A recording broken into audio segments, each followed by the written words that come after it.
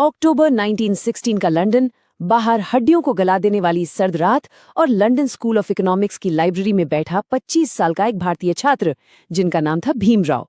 चलिए आज के इस खास विश्लेषण में सीधा उसी रात में चलते हैं जब सामने एक ऐसी डेडलाइन खड़ी थी जो सिर्फ एक इंसान का नहीं बल्कि आने वाली कई पीढ़ियों का भविष्य तय करने वाली थी। जरा सोचिए, अगर इतिहास का रुख मोड़ने के लिए और करोड़ों लोगों की नियति तय करने के लिए मात्र 24 घंटे बचे हों तो कोई क्या करेगा, क्या कदम उठाएगा? ये कोई किताबी सवाल नहीं है, बल्कि ठीक यही वो भारी दबाव वाली स्थिति थी जिसका सामना डॉक्टर अंबेडकर उस रात कर रहे थे। ये सिर्फ एक असाइनमेंट पूरा करने की बात नहीं थी, बल्कि एक बहुत बड़ी ऐतिहासिक जिम्मेदारी थी। उस रात का जो विरोधाभास था ना, वो कमाल का था।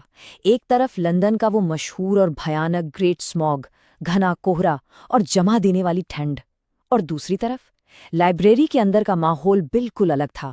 कोट की कोहनियां घिस चुकी थीं, जूते इतने पतले हो गए थे कि बर्फीली ठंड सीधे पैरों तक पहुंच रही थी, लेकिन आंखों में एक ऐसा सुलगता हुआ संकल्प था जो शायद उस पूरे कमरे की ठंड को पिघला सकता था। तो असल में ये अल्टीमेटम था क्या? बात ये थी कि बड़ौदा रियासत से मिलने वाली स्कॉलरशिप अब खत्म हो चुकी थी। हाथ में एक पत्र था जिसमें तुरंत भारत लौटने का कड़ा आदेश था। जहाज अगली ही सुबह निकलने वाला था। मतलब अपनी थीसिस को, अपने सालों के रिसर्च को पूरा करने के लिए सिर्फ और सिर्फ यही एक रात बची थी। अगर ये आज रात पूरी नहीं हुई तो सब कुछ खत्म और वापस लौटकर शायद किसी दफ्तर में सिर्फ एक क्लर्क बनकर रह जाना पड़ता। अगर हम उस रात की टाइमलाइन पर नजर डालें तो ये सफर किसी थ्रिलर से कम नहीं लगता। टिक टिक करती घड़ी के साथ रात 12 बजे की उस शांत शुरुआत से लेकर रात 2 बजे चौकीदार से हुई उस खास बातचीत तक, फिर सुबह 4 बजे शरीर के पूरी तरह टूट जाने तक, और फाइनली सुबह 5:30 बजे काम पूरा होने के उस सवेरे तक। आइए इस सफर को थोड़ा करीब से देखते हैं। शुरुआत करते हैं आधी रात से और उस यादों के ईंधन से जिसने इस सफर को रफ्तार दी। जैसे ही घड़ी ने रात के 12 बजाए, लाइब्रेरी का वो सन्नाटा और गहरा हो गया, और उसी सन्नाटे में लिखते लिखते अचानक भीमराव को 17 के अपने स्कूल के दिन याद आ गए। वो दिन जब प्यास लगने पर भी पानी के नल को छूने की इजाजत नहीं थी। नियम ये था कि चपरासी नहीं तो पानी नहीं।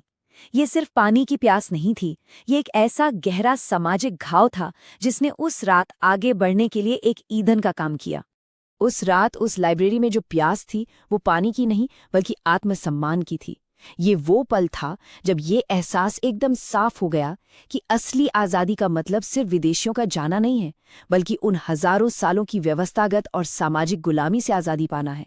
और बस इसी एक विचार ने सारी थकान को मानो गायब कर दिया और कलम की रफ्तार को और तेज कर दिया।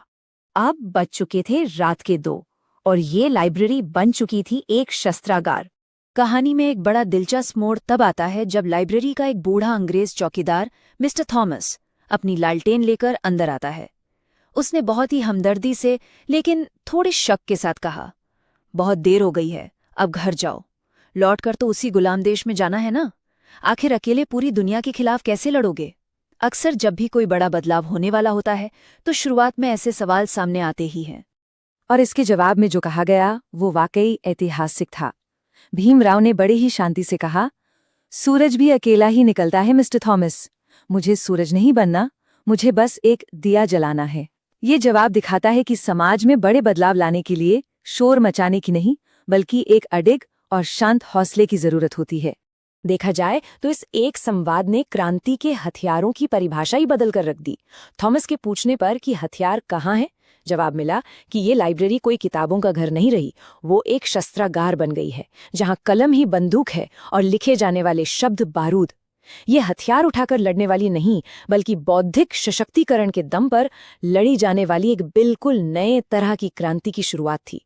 वक्त आगे बढ़ता है और सुबह के 4 बज जाते हैं। ये था अंतिम प्रयास का समय। ये वो वक्त था जब शरीर और दिमाग के बीच एक अजीब सी जंग चल रही थी। एक तरफ शारीरिक कीमत, पिछले 2 दिनों से सिर्फ चाय और पाव रोटी पर गुजारा हो रहा था। घिसे हुए जूते और कंपाती ठंड से शरीर एकदम टूट चुका था। और दूसरी तरफ उनका बौद्धिक शस्त्रागार, दुनिया के बेहतरीन अर्थशास्त्रियों, इतिहासकारों और समाजशास्त्रियों के तर्कों की धज्जियां उड़ा रहा था। ये विरोधाभास सच में हैरान कर देने वाला है। सुबह 4 बजे जब भूख और थकान से सिर चकराने लगा तो मन में ख्याल आया कि बस 5 मिनट के लिए आंखें बंद कर ली जाएं। लेकिन जैसे ही आंखें बंद हुईं, सामने पिता रामजी सकपाल का चेहरा घूम गया और उन हजारों बेआवाज दबे कुचले लोगों के खामोश चेहरे दिखाई दिए जो इस एक शख्स पर उम्मीद टिकाए बैठे थे। बस नींद वहीं उड़ गई। उठकर चेहरे पर बर्फ जैसा ठंडा पानी मारा गया और काम फिर से शुरू हो गया। और फिर वक्त आता है सुबह 5:30 बजे का, एक क्रांति का सवेरा। अब कहानी अपने सबसे चरम बिंदु पर थी। लंदन का आसमान धीरे धीरे स्लेटी होने लगा था और जैसे ही भीमराव ने अपनी थीसिस का आखिरी वाक्य पूरा किया और पन्नों पर अंतिम पूर्ण विराम लगाया, ठीक उसी पल खिड़की से छनकर सूरज की पहली किरण सीधा उस पांडुलिपि पर आ गिरी। ये सिर्फ एक रात का खत्म होना या एक थीसिस का पूरा होना नहीं था, ये एक वैचारिक क्रांति और एक नए समाज की नींव रखे जाने का ऐतिहासिक पल था। इसके बाद बारी थी प्रस्थान की। उन सैकड़ों पन्नों को एक धागे में पिरोया गया और सीने से बिल्कुल वैसे लगा लिया गया जैसे कोई माँ अपने बच्चे को थामती है। उसी सुबह वो भारत वापस लौटने के लिए जहाज पर सवार हो गए। शायद ही वहां किसी को इस बात का अंदाजा रहा होगा कि ये साधारण सा दिखने वाला युवक अपने बक्से में एक ऐसा खामोश तूफान लेकर जा रहा है जो आगे चलकर एक पूरे देश का समाज और संविधान गढ़ने वाला है। तो आइए अंत में बात करते हैं इस पूरी घटना की विरासत के बारे में। स्याही से लिखी गई ये क्रांति। साल 1916 की इस एक रात से हमें जो बातें समझ आती हैं वो आज भी उतनी ही प्रासंगिक हैं। पहला, ये कि ज्ञान ही सच में सबसे बड़ी शक्ति है।